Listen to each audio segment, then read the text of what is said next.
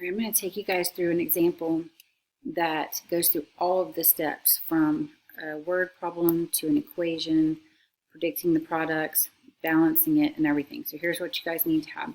First of all, you need a sheet of paper, something to write with, and you guys need your periodic table here so that you can have your charges with you. So you need to have those things ready. If you don't have them, pause it, go get them.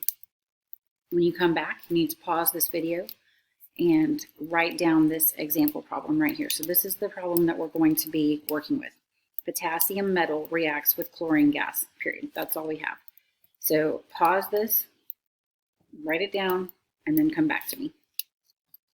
Okay, so now that you've got that written down, what you guys are going to need to do is figure out a few things. Okay, so great, potassium metal reacts with chlorine gas. First thing I want you to do is predict the products. Tell me what's happening here.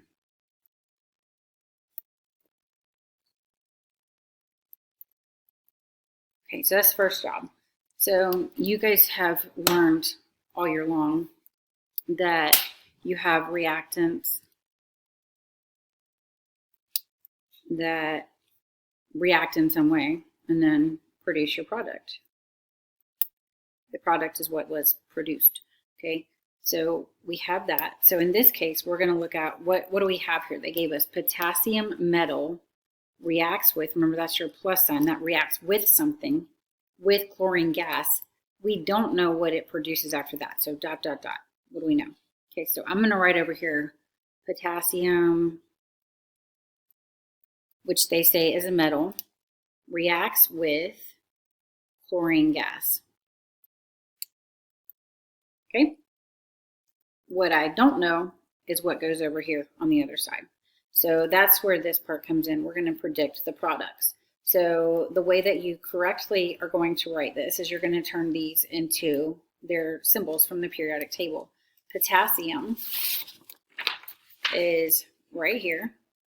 Its symbol is K. So for that one, I'm just going to write K. And you probably are asking yourself, well, how do I know if it's K2, K3, K34? Who knows? How do I know if there's a subscript or a number or something there? Well, the answer is you look at your periodic table. Everything on this periodic table, if it's by itself, it can be by itself, except this one and these 7 right here. They're diatomic elements. They don't travel alone. So this guy can hang out by himself. So potassium plus chlorine. The symbol for chlorine is Cl. So I'm going to go over here and look. Here's chlorine. Okay. I notice it's circled on my periodic table because if you've done what you're supposed to, this is already circled on your periodic table. Because it's circled, I know I can't write Cl1. I know I have to write Cl2. Okay. I want to know what I'm interested in is what do they produce? Well, I've only got one thing here and one thing here. I've got strictly potassium here and strictly chlorine here. So I know after this, the only thing they can do is come together. They're already separated, right? So the only thing they can do is become KCl. The only question about that is, do I just write KCl? Is it K2Cl? Is it KCl3? How do you know? Well, I'm going to go back over here again. K is a +1. See my +1 up there? Cl is a -1. So if I have a +1 and a -1, they balance out. So that is written correctly there. Okay.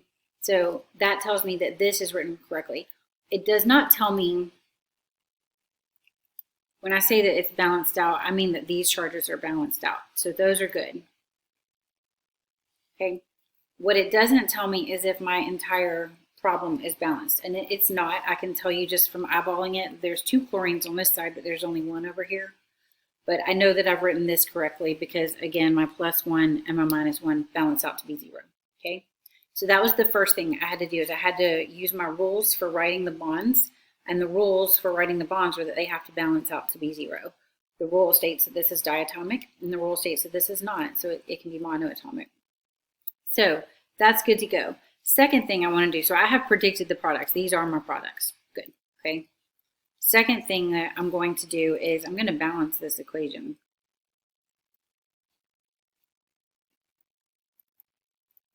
So let's balance that equation. So to balance it, I'll copy my equation down here. K plus Cl2 yields KCl.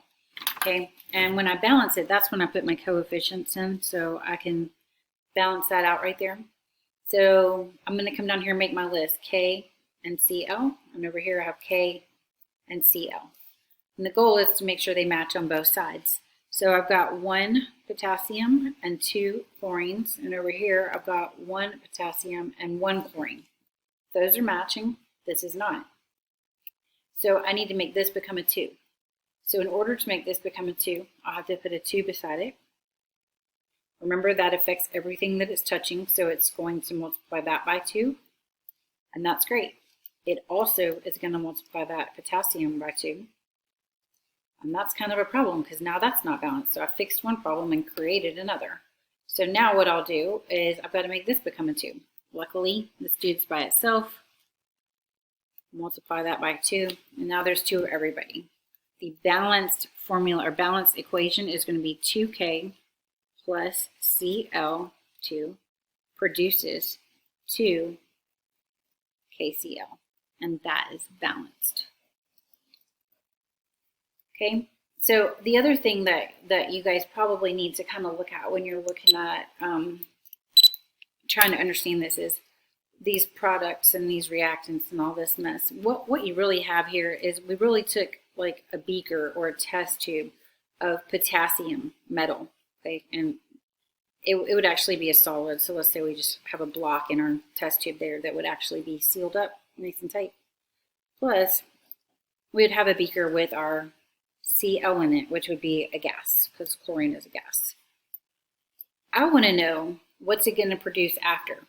Well, I know that I've got one thing by itself here and one thing by itself here. So the potassium is alone, chlorine's alone. So the only thing for them to do is afterward, I'm going to have one container that has both things in it because they have kind of come together.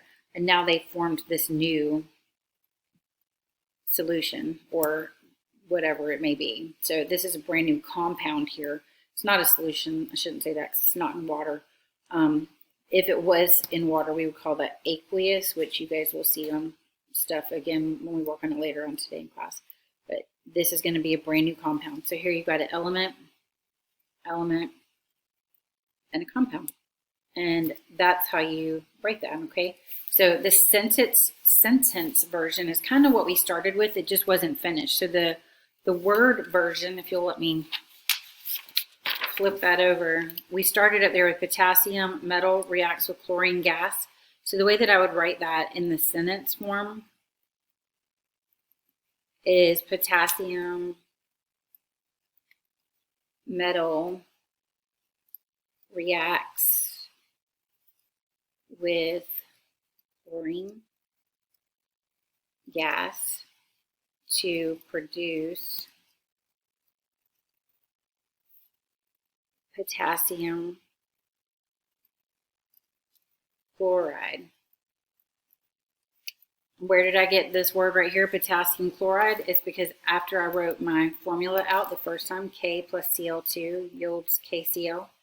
The way that I write that is KCl. The way that I write the words, the way that I would say it, if I was speaking to you, I wouldn't say KCl normally. I would say potassium chloride. Okay, so that is the word or sentence way. So that's the word or the sentence way. The equation would be K plus Cl2 produces KCl. And then, of course, the balanced equation was 2K. So this is the equation form right there, okay? So you've got the sentence form or the word form. You've got the equation. And if you're asking about the compounds that are in it, in order to get this KCl, I had to take my potassium, which was +1. I had to follow my rules for ionic bonding. Potassium is a +1. Chlorine was a -1. Put those together and you get one of each, KCl. Remember, if it would have been something like, for example, if it would have been, it wasn't, but if it would have been magnesium and chlorine, magnesium is a +2 and chlorine is a -1. So that, in that case, it would be MgCl2. We're going to swap and drop the numbers, but because they're ones, we don't have to write the ones down there, okay? And then to remind you again, why is this 2 right here? The 2 is right there because I have to look back at my periodic table. I don't try to memorize that because I will mess up.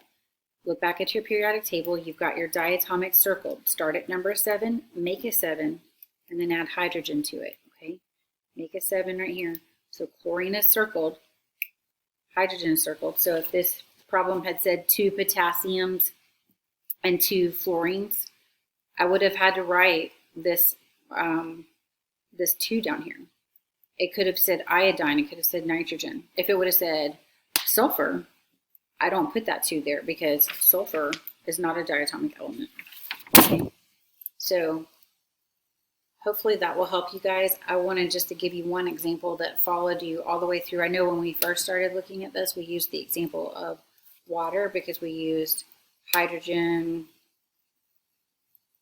plus oxygen produces dihydrogen monoxide, right, too big, produces dihydrogen monoxide, and the way that we write that is H, and that's a diatom, so it's H2, plus O, which is another diatom, so it's O2, produces H2O, okay, and that's not balanced either, because notice I've got 2 of these guys right here, and I'm not balanced on the oxygens, so I would have to put a 2 and a 2, and that would balance that out. Okay, this was the one that we first used, and we wrote it in a sentence. So if you're looking back at your notes, now you guys have another example that goes all the way through. Hopefully that helps now that you've learned all this stuff, and it will help you guys as you're preparing for your last part of your performance final.